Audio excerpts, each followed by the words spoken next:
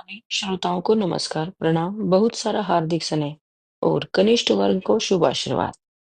पांडवों द्वारा शापित सोमवती अमावस्या के बाद एक और शाप की कथा मुझे याद आ गई है। आज उसे भी आप सभी के साथ साझा करती हूँ।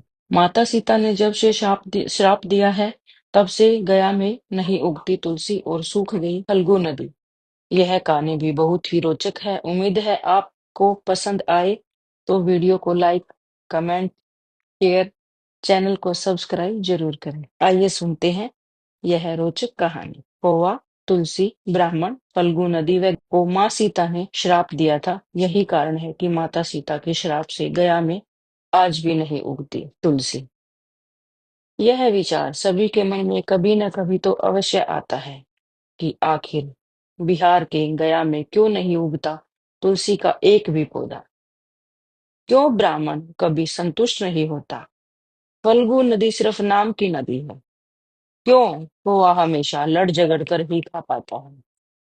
कौवा, तुलसी, ब्राह्मण व गाय को माँ सीता ने क्यों शापित किया था, इसके बारे में कुछ लोग ही जानते हैं।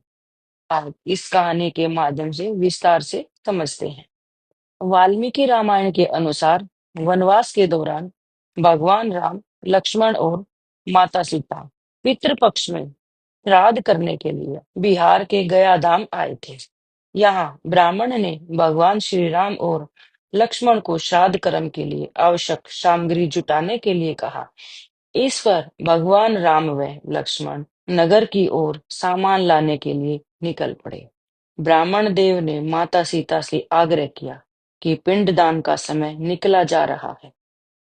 यह सुनकर माता सीता ने व्यग्रता भी बढ़ती जा रही थी, क्योंकि श्री राम और लक्ष्मण अभी नहीं लौटे थे। इसी दौरान दशरथ जी की आत्मा ने उसे आभास कराया कि पिंडदान का वक्त बीता जा रहा है। यह जानकर माता सीता असमंजस में पड़ गई। तब माता सीता ने एक समय के महत्व को समझते हुए यह निर्णय लिया कि वह स्वयं अपने ससुर राजा दशरथ का पिंडदान करेगी। उन्होंने फल्गु नदी के साथ साथ वट वृक्ष, पौवा, तुलसी, ब्राह्मण व गाय को साक्षी मानकर स्वर्गीय राजा दशरथ का पिंडदान विधि विधान के साथ किया। इस क्रिया के उपरांत जैसे ही उन्होंने हाथ जोड़कर प्रार्थना की, तो राजा दशरथ ने माता सीता का पिंडदान स्वीकार कर लिया। माता सीता इस बात पे प्रफुल्लित हुई कि उनकी पूजा दशरथ जी ने स्वीकार कर लिया। इसके बाद उनके मन में संशय भी हुआ कि प्रभु राम इस बात को नहीं मानेंगे, क्योंकि पिंडदान पुत्र के बिना नहीं हो सकता। थोड़ी देर बाद भगवान राम और लक्ष्मण सामग्री लेकर आए और पिंडदान के विषय में पूछा।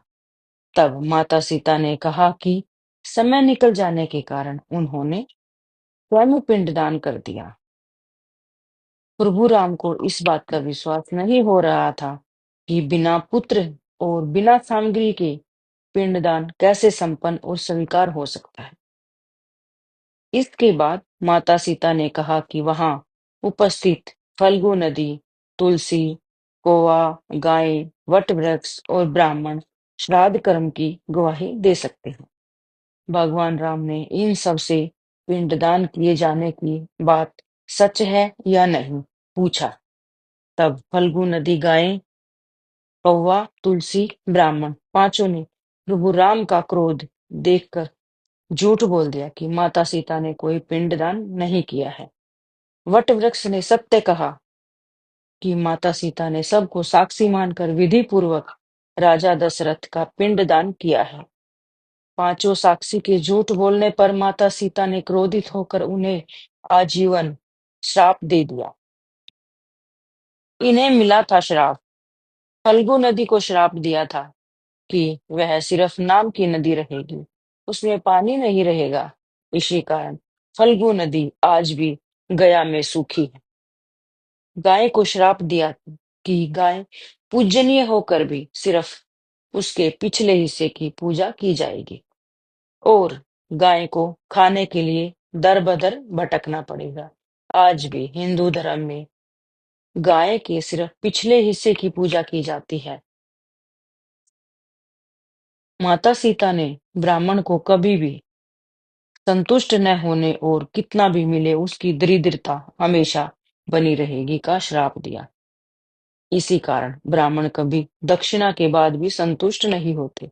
माता सीता ने तुलसी को श्राप दिया कि वह कभी भी गया की मिट्टी में नहीं उगेगी। यह आज तक सत्य है कि गया की मिट्टी में तुलसी नहीं फलती। और कौवा को हमेशा लड़ झगड़ कर खाने का श्राप दिया था। कौवा आज भी खाना अकेले नहीं खाता है। दीर्घायु का दिया था आशीर्वाद माता सीता ने। जहां इन पांचों को श्राप दिया था, वहीं सच बोलने पर वट वृक्ष को आशीर्वाद दिया था कि उसे लंबी आयु प्राप्त होगी, वह दूसरों को छाया प्रदान करेगा। पतिव्रता स्त्री उनका स्मरण करके अपने पति की दीर्घायु की कामना करेगी।